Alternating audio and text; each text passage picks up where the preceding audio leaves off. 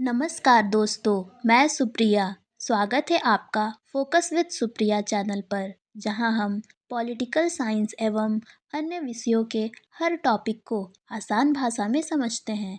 आज का हमारा विषय है अंतर्राष्ट्रीय संबंध यानी इंटरनेशनल रिलेशंस।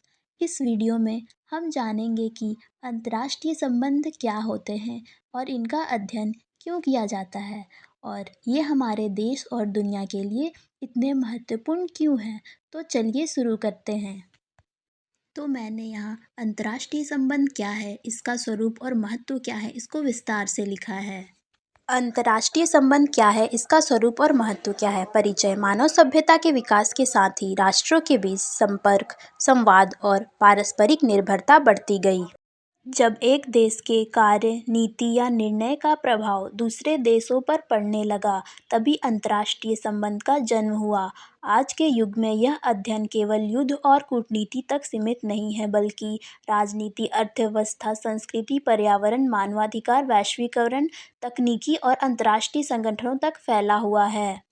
अंतर्राष्ट्रीय संबंधों को आधुनिक राजनीतिक विज्ञान की एक स्वतंत्र शाखा माना जाता है, जो यह समझने का प्रयास करती है कि राष्ट्र-राज्य किस प्रकार एक दूसरे से सहयोग या संघर्ष करते हैं। अगर अंतर्राष्ट्रीय संबंध को सरल शब्दों में देखा जाए तो इसे हम कह सकते हैं कि जब दो या दो से अधिक देश एक दूसरे के साथ राजनीतिक, आर्थिक, सामाजिक या सांस्कृतिक स्तर पर संपर्क रखते हैं, तो उस प्रक्रिया को हम अंतर्राष्ट्रीय संबंध यानी इंटरनेशनल रिलेशंस कहते हैं। यानी यह विषय यह समझाने की कोशिश करता है कि देश एक दूसरे के साथ कैसे व्यवहार करते हैं और क्यों।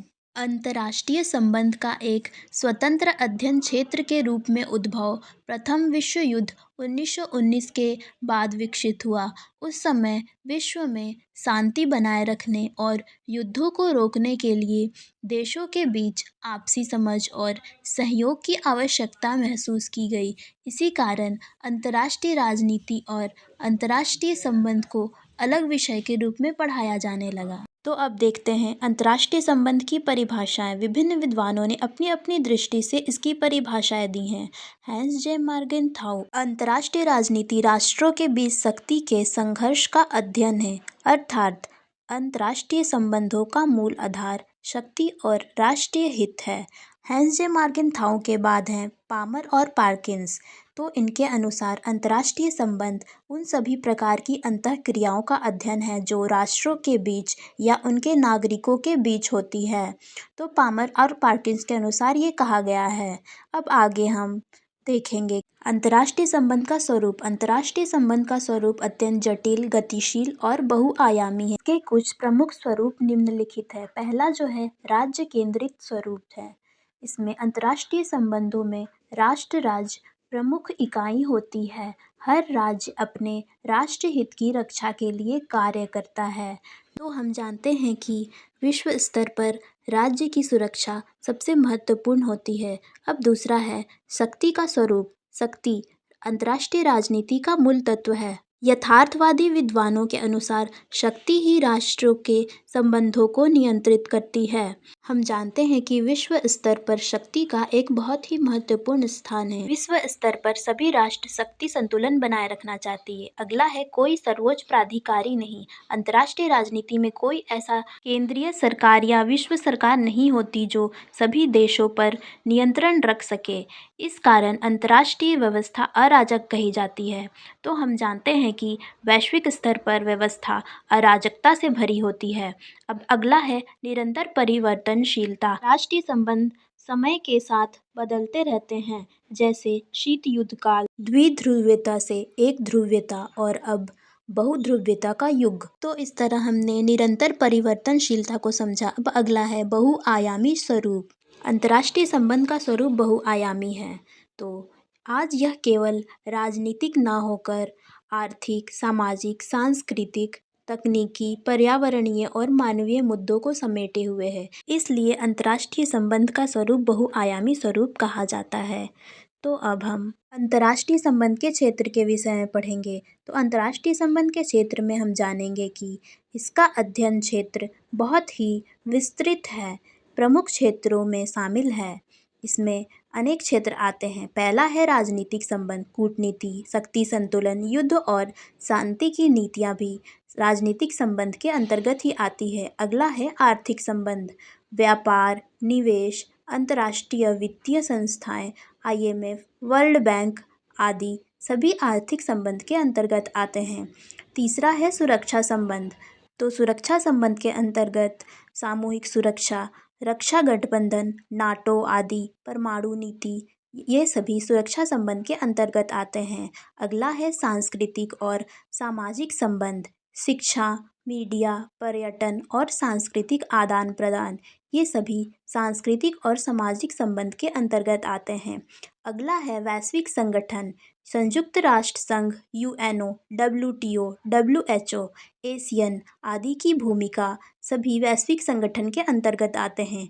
अगला है मानवाधिकार और पर्यावरणीय मुद्दे, जलवायु परिवर्तन, शरणार्थी संकट, सतत विकास आदि मानवाधिकार और पर्यावरणीय मुद्दों के अंतर्गत आते हैं। अगला टॉपिक है अंतर्राष्ट्रीय संबंध का महत्व। आज के युग में कोई भी देश पूर्णतः आत्मनिर्भर नहीं है, इसलिए अंतर्राष्ट्रीय संबंधों का अत्यधिक महत्व हो गया है। तो इसमें पॉइंट वाइज मैंने इसमें लिखा है। पहला है इसमें शांति की स्थापना, राज्यों के बीच संवाद, सहयोग और समझ बढ़ाकर युद्धों की संभावना को कम किया जा सकता है। इससे शांति की स्थापना होती है।